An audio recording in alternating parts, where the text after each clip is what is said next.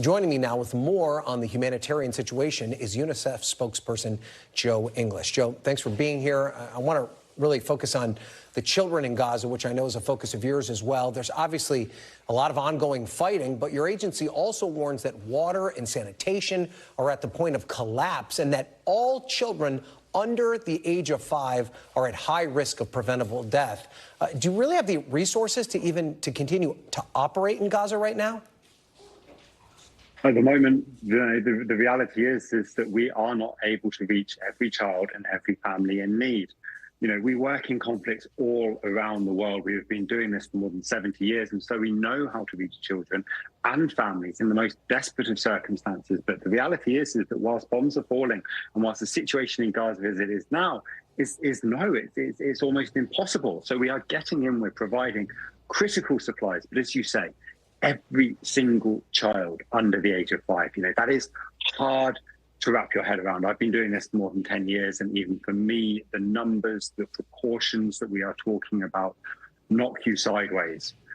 Just imagine right now being a parent and desperately trying to find safe water for your child, trying to find food for your child, trying to ensure that your child is protected from airstrikes and from active fighting, and doing all of this after 78, almost 80 days of fighting. It is just exhausting for parents. And that is what they are telling us. The fighting needs to stop. There needs to be a humanitarian pause. And what are the challenges that you're facing when it comes to addressing the needs of children specifically? What is a kid waking up in Gaza having to deal with on a day-to-day basis? I mean, many children are not sleeping through the night. That is the first reality. Children are exhausted. They are traumatized. They are shocked. Our colleagues tell us that when they go into many of these camps, where you would expect, there's a huge number of children in Gaza, more than, around 50% of the population is kids. And so you'd expect it to be loud, chaotic, all of those fun but exhausting things that you have when you've got large groups of children. But children are too scared, too tired, too hungry to even cry, many of them. It is a deathly silence. And so when I think about what UNICEF usually provides in crises, water, protection, nutrition services, education, psychosocial support, all of these children need, absolutely every single one of them, but we can't begin to deliver at the scale that's necessary until there is a pause in the fighting. So let's say the fighting ended today. I assume that it's not just snapping your fingers and all these problems go away. What would the recovery process look like?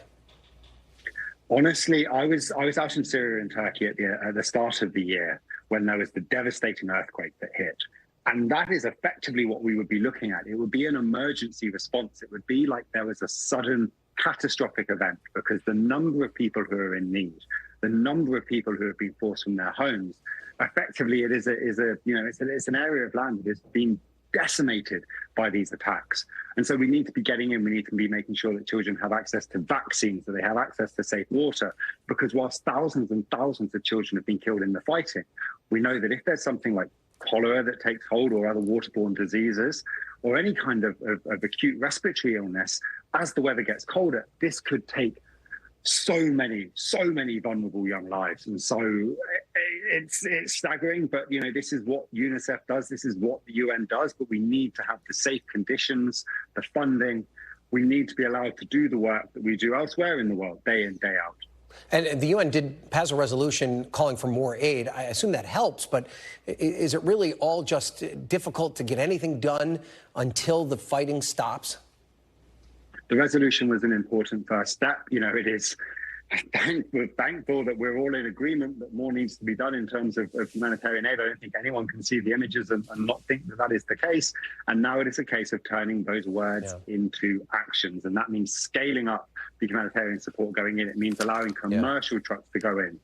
There is so much need. And at this time of year, there is nowhere worse for a child right now. All right. Well, Joe English, we appreciate so much the work that you're doing. We appreciate you being with us. Thanks for watching. Stay updated about breaking news and top stories on the NBC News app, or follow us on social media.